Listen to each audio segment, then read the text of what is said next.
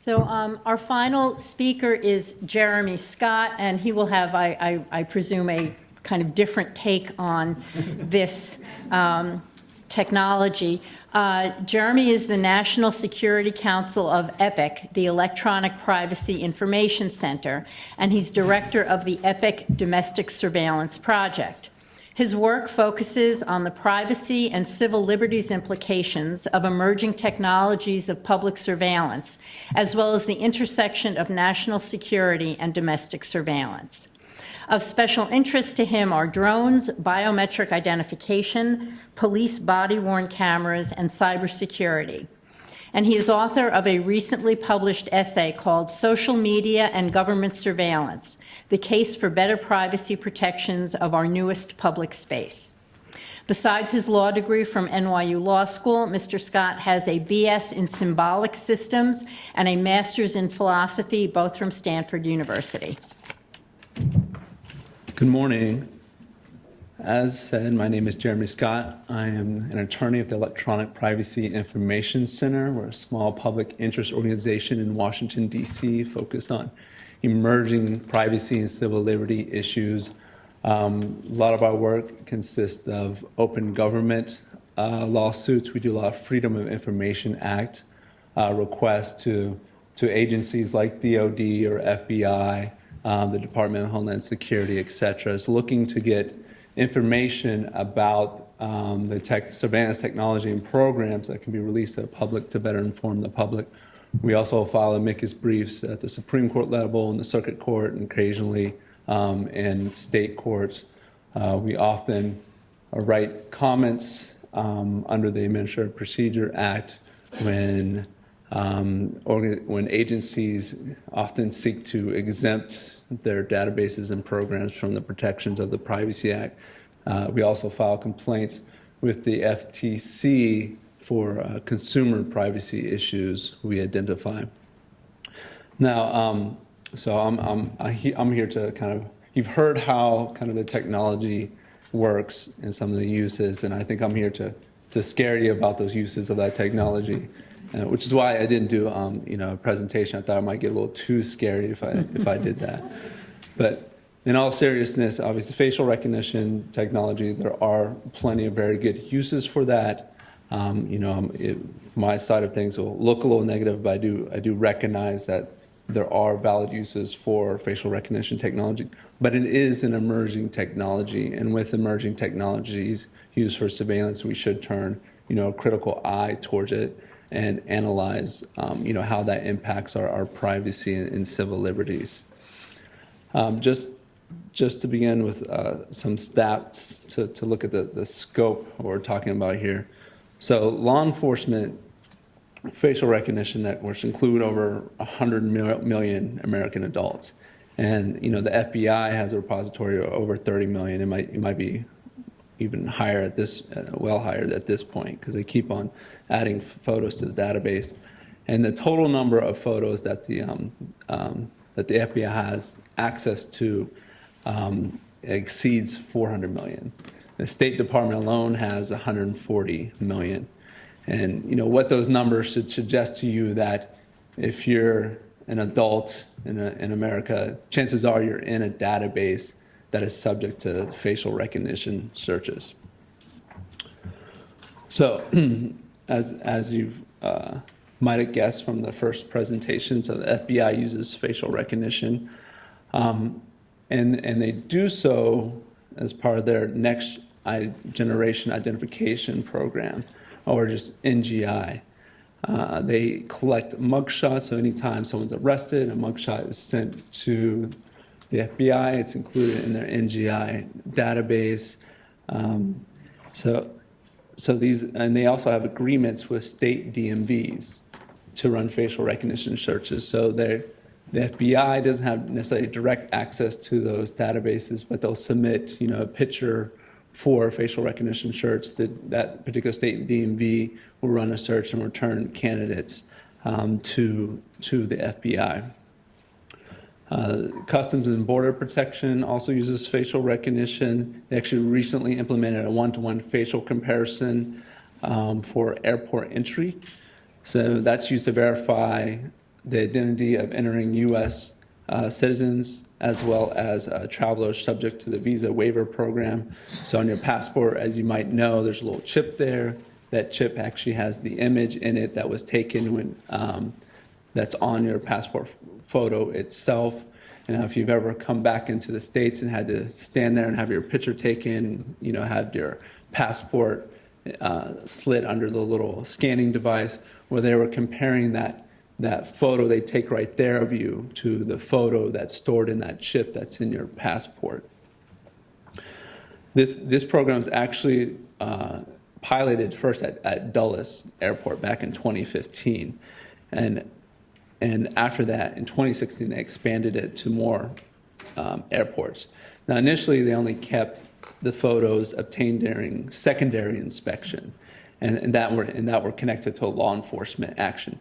So you might get scanned, the facial recognition search happens, then there's kind of a confidence level score that's provided. If it's below a certain level, then you might be identified for secondary screening. And now, if you're there on an illegal passport or a false passport, and there's kind of law enforcement proceedings that stem from that interaction, that picture and the information from that transaction would be kept on record. But they've already actually expanded, the data they keep. Now it's, any photo taken for a secondary inspection, regardless of whether it leads to law enforcement action, is kept, along with any photo taken during the primary inspection that is within a certain range of the confidence score. JetBlue just announced, literally this week, a pilot program to use your face as a boarding pass. And I think it's actually being done here in New York at one of the airports. So with that, instead of presenting your passport before you get on the plane, they take a picture of you and run a facial recognition search. And it's actually the Customs and Border Protection that are doing that search. It's their databases that are being searched. In the background, the databases they have access to. Because as with a lot of agencies who have biometric databases and run facial recognition, there's a lot of interoperability. So, the CBP facial recognition database may also be interoperable with the FBI's biometric database or the State Department's database. And also, facial recognition is growing in its use at the local law enforcement level. There are some police departments who have a handheld device which to verify or determine a person's identity when that person is detained by the police. ICE has used it during immigration sweeps, a little handheld device to try to identify or confirm the identity or determine the identity of someone. Recently, it was exposed that the Baltimore police were using facial recognition to identify people protesting, Black Lives Matter protesters after the protest that arose after the Freddie Gray death. In New York State here, facial recognition is used at the DMV to prevent identity theft. So if you have someone coming in trying to get an identification or a driver's license, they take that picture, they run it against their own database, see, hey, do we have someone in here already, to see if that person may be trying to get a false identification based on someone else's information. That's probably actually one of the best examples that I'm like okay with in terms of its use, especially if that information isn't kept. But a lot of times what we see here is all the interactions with facial recognition, regardless of whether they need to be, that information is kept. So it becomes very much kind of a surveillance tool in that manner. The Boston police actually at one point were considering the use of facial recognition and all their surveillance cameras. I don't know what the state of play is now, but the initial point when they considered it a few years ago, they were going to use it on surveillance cameras to scan people at this area, the city center where they have outdoor concerts, and they actually ended up deciding against this, mainly because they thought it was a little too creepy and didn't want the citizens to feel like they were constantly being watched by the Boston police. And there's actually a number of potential uses right now that are being considered. One of the most invasive would be the use of facial recognition technology on police body cameras. Taser, I think they're, are they? I don't know if they're still Taser. They might have renamed themselves. I think they are the biggest supplier of police body cameras, and they've said they want to implement facial recognition on police body cameras. And here is where we see some of kind of the risk with facial recognition technology is, a mission creep issue. Now, body cameras were implemented as a tool for police accountability, right? And when that started getting a lot of press, when the federal government offered funding for police departments to obtain body cameras, and I actually warned about this prospect that what this is potentially going to lead to is essentially a mobile surveillance network, and this is what we're kind of inching towards right now. There's other issues with police body cameras in terms of using them in general, but the underlying issue is kind of the ability of this tech to be used in a number of situations and kind of the lack of regulations and consideration before the implementation of that technology. I think CBP has also solicited companies for facial recognition technology on the drones they use at the border. In addition to the entry program I talked about earlier at the airports, CBP is ramping up their use of facial recognition technology for exit. So, people exiting the country, they want to use facial recognition on those folks too. They want to track the people who have entered and exited the country. And there's police departments and other agencies considering the use of real-time facial recognition technology on surveillance cameras that are already implemented. And that includes here in New York, where they're moving to put facial recognition technology on the cameras at the points of entry into New York City in terms of like the bridges, the tunnels, etc. So obviously there's a lot of privacy and civil liberties risk with facial recognition technology, or I wouldn't be up here. For one thing, it kind of destroys the ability to remain anonymous, right? So it's easy enough to install facial recognition technology on public-facing cameras to identify people, or attempt to identify people. As you saw, it's not 100% accurate, and ideally you need to have a database there in the background with that person's picture in there. And then there's obviously issues with the taking a good enough picture for the comparison's sake. But when you're out in public, you may not want to be identified. You may not want to be projecting identity to authorities while you're participating in demonstrations and protests and exercising your First Amendment rights, and which is what occurred, essentially what occurred in Baltimore. It increases the ability of law enforcement to do surveillance of individuals not suspected of a crime. It's easily done covertly, even remotely, and it can be done on a mass scale. And that's why, the only reason why this technology carries such risk with it. So because of that, it can show First Amendment protected rights and, rights of association, religion, and expression. And it also disproportionately affects minorities, particularly African Americans.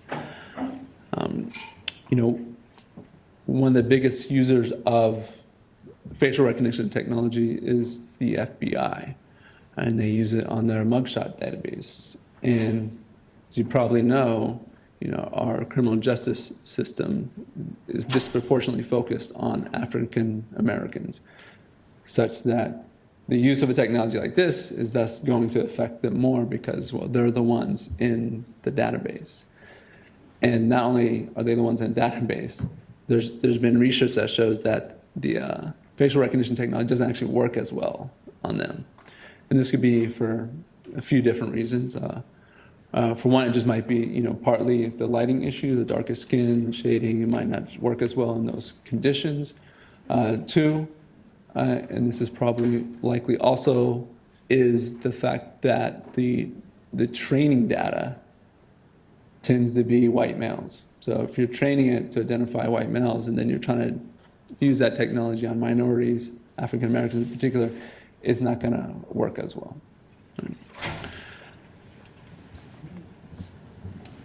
So as mentioned earlier, the results the FBI gets, they're reviewed by humans. But if the list of candidates returned for African Americans is wrong more often, and obviously the chance that the human reviewer kind of makes the wrong match themselves increases also.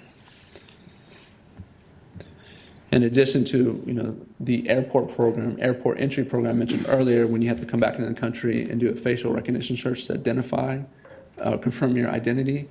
If you're a minority coming back in, then it potentially raises the risk that you're going to be the one picked for secondary screening.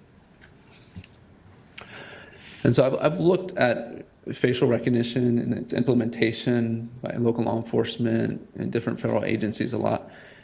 And there's a few general issues, right? Number one, there's generally a lack of transparency surrounding law enforcement use of facial recognition. I'm not saying it doesn't happen all, but for a technology like this, it's definitely lacking. And it's often implemented without informing the public. And partly this is because there's a gray area with the law in terms of use of facial recognition. Police using it to identify someone on the street, that hasn't necessarily been tested in courts, and given kind of the lack of privacy in public, they've been able to do it, and it's not something that there's any law in the book stopping them from doing. So not only in the case of you may get arrested, and then let's say you refuse to identify yourself, then they use facial recognition to identify you. But in the case where, as I mentioned earlier in Baltimore, you may be protesting something and then they're trying to identify who's there. Also, there's kind of a lack of policies and procedures.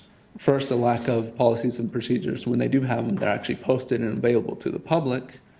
Then it takes people like me to do a Freedom of Information Act request for those documents, and then often sue to get those documents available to the public. But sometimes there's just a lack of policies and formal policies and procedures to begin with. And what this means is that the public is unaware of the policies for collection, for use, for retention, and dissemination, right?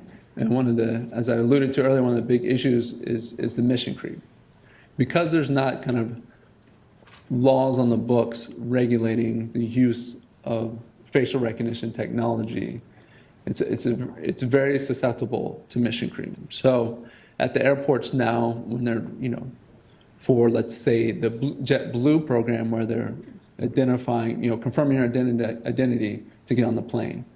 Well, it's an easy step to all of a sudden use that their connection to the CBP databases to start identifying people in the airport. So CBP may want to know who's in the airport to identify people. And so all of a sudden, kind of you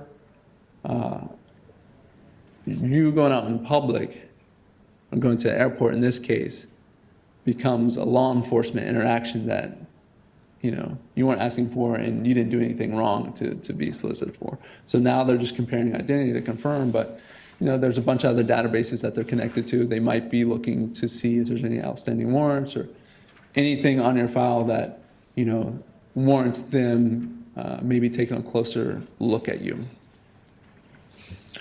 There also tends to be a lack of auditing of the use of facial recognition. GAO, Government Accountability Office, last year came out with a report on the FBI's use of facial recognition. They found that they didn't audit its use, they didn't test the accuracy, and that they hadn't conducted a required privacy assessment.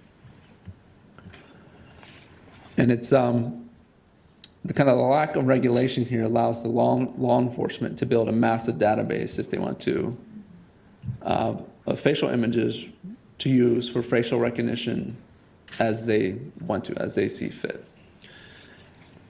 And just to kind of wrap this up, we don't want to allow facial recognition and other surveillance technologies, for that matter, to be a crutch for bad policy. And what I mean by that is undermining our privacy and civil liberties through expanded use of facial recognition technology gets us kind of further and further away from actually addressing the underlying causes of the issues we are trying to address. So we want the technology to be a distraction from actually dealing with the underlying social issues to address things like crime.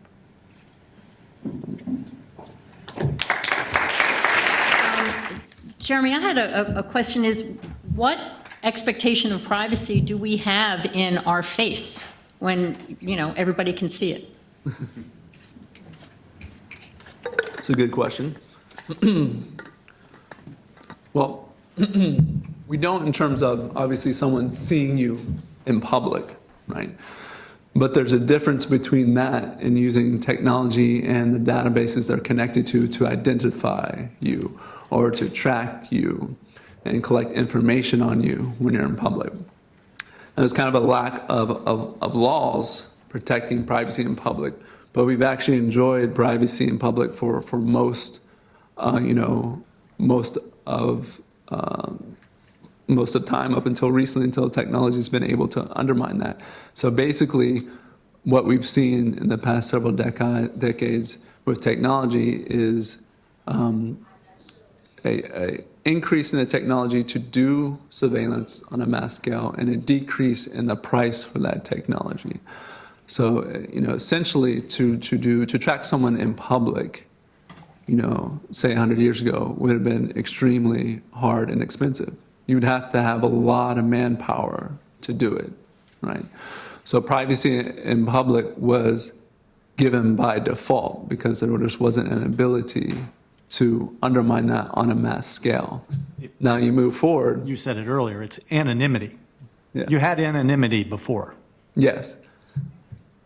So I might not have anonymity from the person I see when I go to the store, but I had anonymity against the government kind of tracking me everywhere I go. And obviously technology allows the government to do this at this point, and we should take a closer look at that. So I think there is an expectation of privacy in public in terms of against mass surveillance, but obviously not against someone just seeing you in public space. Richard, I was wondering if you could comment at all about Jeremy's statement that this technology has a higher impact on minorities, and the other statements that he made about the training and the accuracy with regards to, I guess, racial minorities. So first of all, regarding the overrepresentation of minorities within the mugshot database is not something that my agency can necessarily affect. We are responsible for collecting. Just to be clear, I wasn't blaming you. I just wanted It's the data that we get, we hold as a custodian for state and local agencies. So that being said, I have done research in looking at the effects of demographics, which has been cited extensively by both Georgetown Law, yourself. The origin of that study actually came out of NIST studies done in the middle of the last decade, in which during the course of testing of these algorithms, like the multiple algorithms I showed you earlier, they had one test in which they had 24 different organizations from around the world had submitted algorithms. And there were about a dozen algorithms from China, Japan, and Korea, and about a dozen algorithms from Europe and North America. And they found that the algorithms from Asia did statistically significantly better on subjects of Asian ancestry than they did on Caucasian ancestry. While the algorithms from the US, Canada, and Europe did statistically significantly better on Caucasians than they did on people of Asian ancestry. And so this led me to say, well, they speculated that this was a training effect. The purpose of the study that has been reported on frequently was to test this idea, was to conduct a scientific test to determine if you could train an algorithm to perform better on a specific demographic group. And we proved that you could. We showed that with a basic algorithm, you could train it to have improved performance on a given demographic group, age groups, ancestral groups. What it did not do was test all of the best algorithms on the planet, the ones that you saw listed on my slide earlier, because we didn't have access to those algorithms necessarily. But there clearly is room to improve the algorithms because we want to get it right. The reason that I am concerned about making sure that an algorithm works or that we have a backup mechanism in place to replace the default algorithm is I worry about the false negatives. Say something terrible happens, we have a picture of a person that we really need to find. We run our typical system search where we get the top 50 candidates. Maybe we say, hey, this is really significant. We're going to go 200 deep. We may not find them within 200 deep. So if I, as a human examiner, can look at someone in the photo and let's just say I have someone who looks like Taylor Swift, okay? Young Caucasian female, age 20 to 30. If I have an algorithm that has been trained to work better on a Caucasian female between the ages of 20 and 30, and that will bubble up more candidates, then I will want to use that to help with my investigative process to try and locate the individual I'm looking for.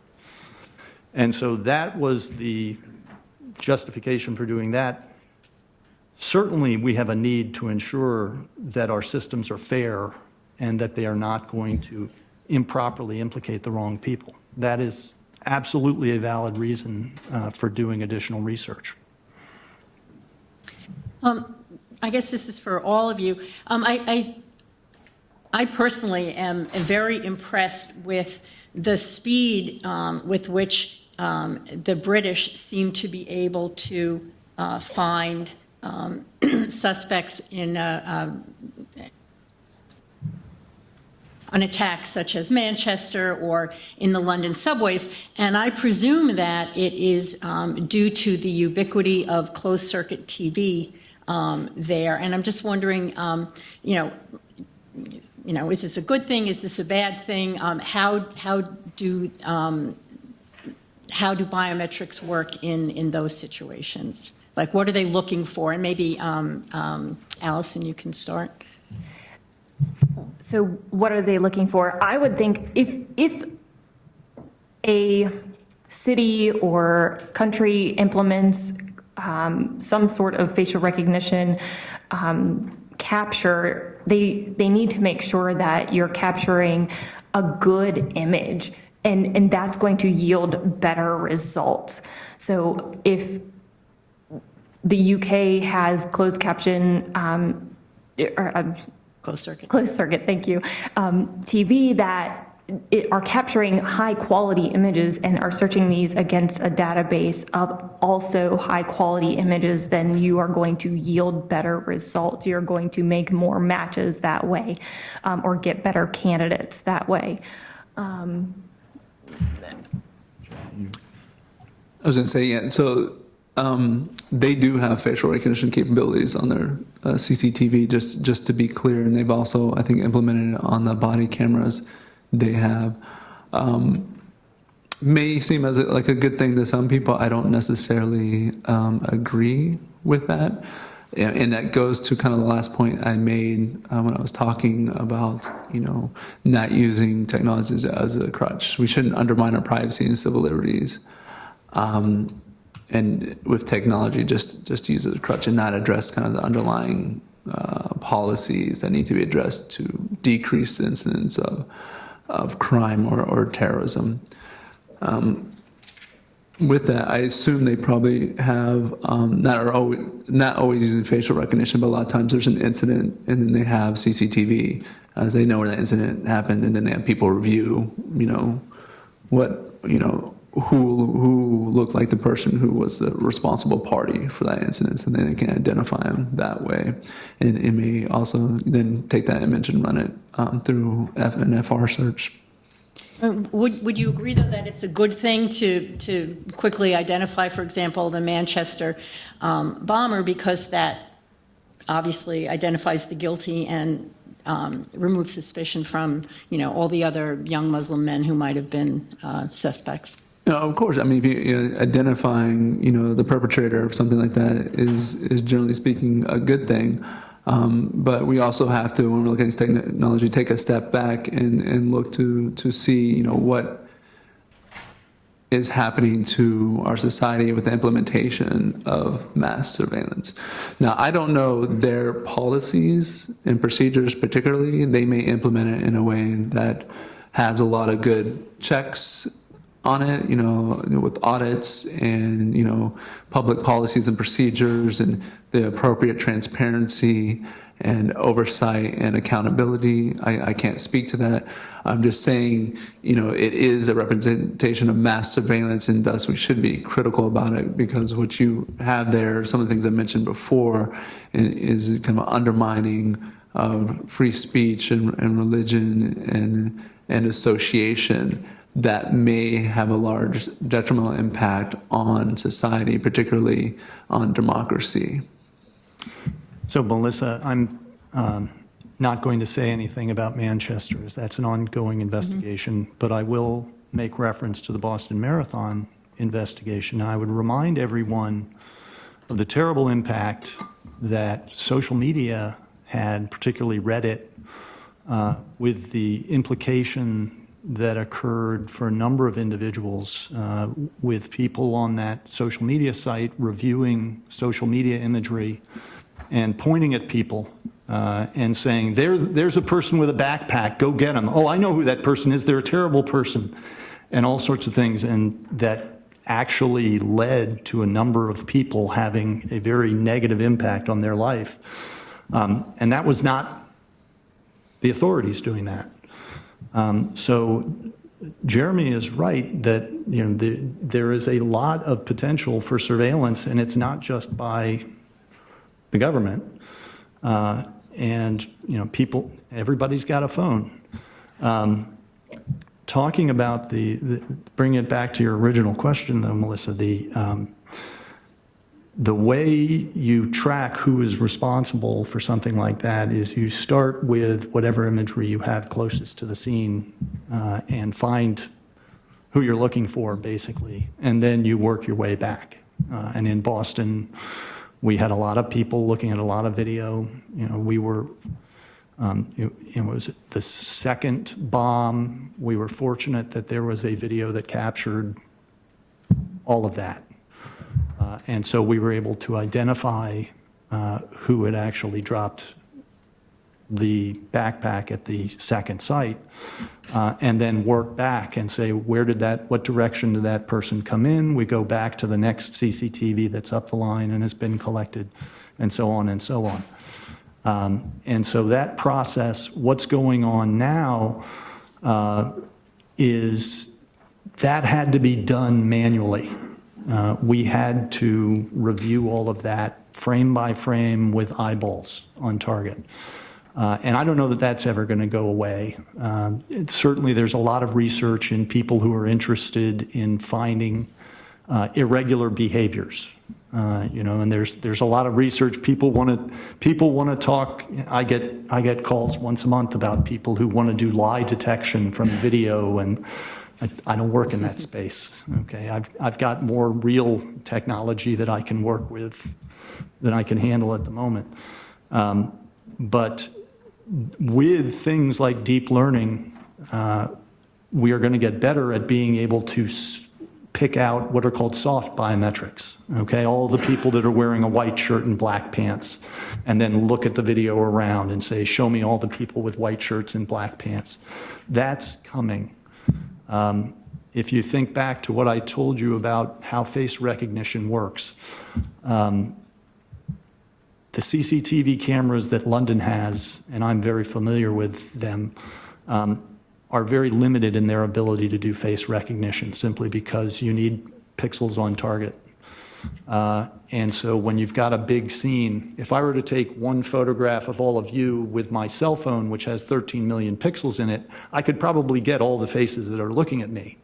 But if I have a standard definition, the old TV camera, 640 by 480, I might get the folks that are in the front, but in the back, I'm not going to be able to get it. And so at the moment, the idea that you could use installed CCTV systems to do face recognition tracking is still over the horizon. I don't believe that it's there yet.